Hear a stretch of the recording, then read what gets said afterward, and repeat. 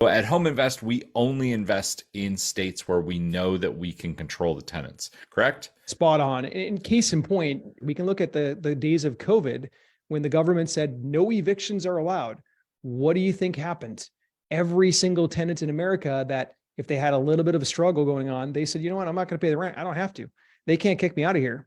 And so then we saw landlords that literally they got some of them went for a year without collecting rent. In California, it even got worse than that. Some of them were on 18, even 24 months without collecting rent.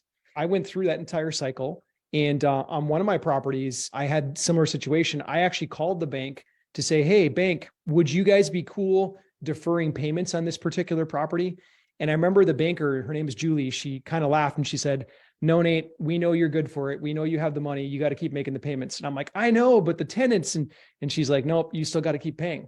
And so I'm like, yeah, okay, I get it. This stuff is very real. That property, by the way, was in the state of Wisconsin. We don't want to be in states where we could potentially be tied up and not be able to make a move as a landlord. I want to be in a state where if something goes a little bit sideways with tenants not paying rent, I want to be able to ask that tenant nicely to leave through the legal process. So then I can make sure that I can protect our investors' downside. Awesome. Nate, thanks so much for sharing with us. Until next time, guys, we'll see you soon.